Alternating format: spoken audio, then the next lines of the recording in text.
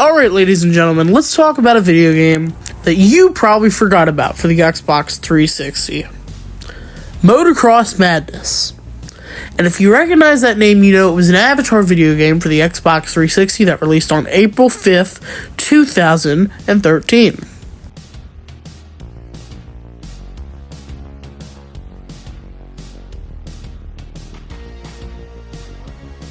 And published by Microsoft Studios, well, as an Xbox Live Arcade game.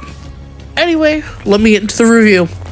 Alright, so this is me on the main menu, going through the sounds, looking at the basic controls and how to play. And yeah, we're just going through tricks, boosts, collectibles, trick lists. Alright. Pretty basic stuff. Badges. Ooh. Alright. Yeah, alright. I'm gonna go back to, the credits. Yep. Anyway, this is Avatar Fame Star. It was, yeah, if you want to read that. That's what it was. It was shut down a long time ago, so. So this is the first level, which is, just a tutorial. Basically, the tutorial has you go through one round of teaching you the basic controls and how to do stuff, simply to help you get the handle of the game. My first thing I'm going to mention about this game is the soundtrack. Oh my gosh, if you listened to this, you'll listen to this song. Here, just give it a couple seconds. Anyway, back to the video. I'm gonna play the soundtrack of the game in the background, if you can't already hear it. This game was given an amazing soundtrack, mainly produced by Shockwave Sound, but the main theme song was produced by, actually, an artist I love. His name is Trouble Andrew, or Trevor Andrew is his real name. And I think the soundtrack of this game is amazing, because it gives off that 2013 bike beach vibe. Especially given all the themes, like right now we're in the Egypt levels, but screenshots will show up on the screen. There's an Iceland level and Australia levels, which I think kind of give me a nostalgic vibe even. Yeah. See, over here we have Bike Club. If you don't know what Bike Club is, it's just a competitive network for motocross, where people on your friends list and you can do challenges and go against each other so you can get the best score. It's nothing crazy, but it's definitely a nice little competition thing, and it's pretty social too. Like, it lets you do challenges and stuff. Something about this game is it was the first, or one of the first, 8-player multiplayer games online, and I thought that was really cool. Also, this is very rare, but if you sign up for Bike Club, this will happen. You get, like, a crap ton of money to start. But there was, like, a code issue, so not everyone got this, but I did.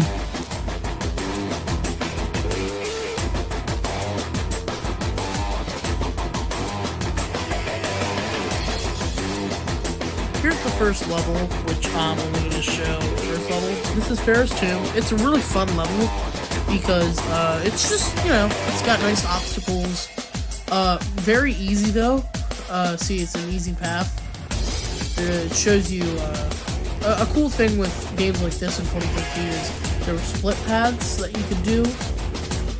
Go an alternate route, or just get to your objective quicker, basically. Like getting to the end of this race. Yeah.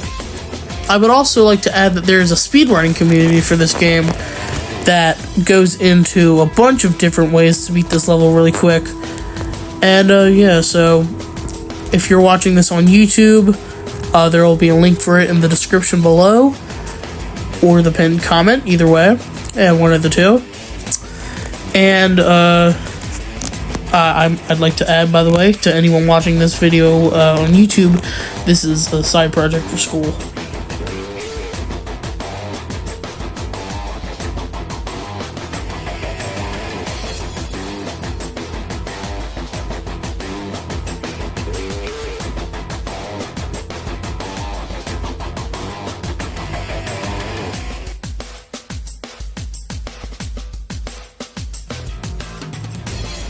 while the rest of the level plays out, I'm going to give you more of a review on this game. Number one, the controls. I think the controls are perfect. RT to accelerate, LT to, reverse. The X and Y buttons are used for tricks, which in a second, I believe my character will show you how to do one. No? Alright. Oh, right here. Boom. I just did a combo trick. As well as that, I also think that the drift button is really nice because you don't have to take your hand off the trigger to, press the B button to drift. And drifting in this game is a very prominent feature that a lot of people do. Same for the donuts, which is like when you, not donutting, but when you like brake slightly with the brake button while accelerating. It slows you down just slightly, but you keep your momentum, so. Number two, I have the physics. I think the physics in this game are a little wonky, but that's because they're using Soma physics engine, which if you are a coder or you know anything about physics engines, Soma is hard to produce with, especially for the fact that it's mainly for Xbox 360 games. It's kind of hard because you got to use your avatars. Mostly if you have a character model and you're working on a 360 game, you have to use the avatar models. And the avatar models are hard to work with because you need Maya, which is a separate software, just to edit the avatar models. And it's a pain. So the fact that they were able to use Soma and get this game created pretty well, I think, it was surprising. Plus, Soma is an Austrian made software, so yeah, it's foreign, so you're not used to using those types of engines. I mean, because, people mainly use Unreal Engine or Unity or something like that for games like these. But, yeah, they use Soma for this. There really is no story to this game, which is something I actually kind of like. They didn't try to specify it. However, the creators of the game did say it has a tie-in to Doritos Crash Course 2, where there's lore between each game, where they just take the guy from the cover art and say he's related to the guy on the other cover art. Behavior Interactive played along with that, but I think it was an inside joke or something, but it's nothing special. This game does something very interesting, and that's the integration with the online system. By the way, the gameplay showing on the screen right now is part of the trailer, which I think is an epic trailer. Very well made. Basically, what the game does that's interesting is this. Avatar Fame Star, which just lets you unlock cool awards in other games and this game that, they can be interchangeable between each game. And I think MXM is very cool in the sense that, it was just, one of the cooler games, I think, in terms of the awards at least. Now let's talk about technical aspects. I think the game looks great. The game is a 1080p game, which, if you don't know, 1080p is, it's a pretty average display nowadays. But for the Xbox 360 games, especially, Xbox Live Arcade, there weren't many games that were being made for 1080p gameplay. And the models in this game are very, very high quality. For one, if you just look at some of the gameplay, you look at those buildings and you can see all the detail they put into them. On top of that, the avatar models look really good, especially for 2013. And again, the quality on the characters. The game sounds great. The sounds of the bikes are really good. I think most of them are original too, or at least they were purchased and owned. There are a few parts of the game where there can be a few bugs, but they're really not noticeable at all. So I don't think there's anything to talk about there. But anyway, let's get close to the end of the review. And here are questions I'm going to ask myself and answer. 1. Is the game fun? And yes, it is so fun. Honestly, one of the best experiences I've had with a video game in my life. And I mean that no glaze. I unironically mean that that game is really fun. And there's a lot of, like, there's just a lot to do that it's almost like an endless experience. You can try to do so much. You can try to get all the coins and skulls in exploration mode. You can try to get every gold medal in the game. You can try to get all the achievements, except for one, because you can't do it anymore. You can try to get... shoot, there's just so much. You can try to get all the Avatar awards. You can try to beat everyone's time. You can try to make a new time. You can speedrun the game. There's just so much. There's an endless amount of things you can do with this game. I would unironically recommend picking it up if it were still available today.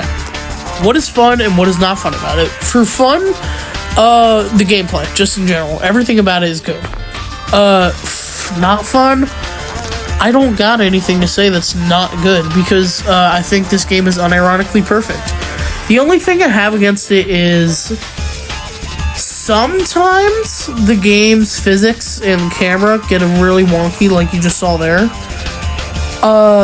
But it's like very temporarily. It will last like a second and then it'll end.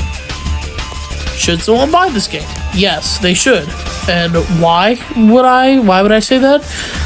Because if you're looking for a racing game that allows you to customize your character as perfectly as you want, or just customize the bike in a cool way, or just have fun, this is that. It's also really fun for casual gaming, cooperative gaming, going against each other. It's for a bunch of different genres, really. What do I love about this game and what I hate about this game? Something I hate is that it's not popular. So you don't see many people online, sadly. What I love, the nostalgia. I played this game back in 2013 so much. I remember buying it with Xbox games with gold, and it was just... what an experience. If I had to rate it, I would give this game a 10 out of 10, and I really do recommend that you play it. Please. Get an Xbox 360 that's modded or something, and download it via myrant.com. I'll give you a website link and everything. Anyways, ladies and gentlemen, if you have enjoyed this video, please subscribe to my channel, Jade Doing Shit. Mr. Fleming, please give me a good grade. Anyway, I hope you guys enjoyed this video. If you did, please like and subscribe and comment what you want me to do next. On top of that, I'm just going to play the rest of this gameplay for the video. Y'all have a good one. See ya.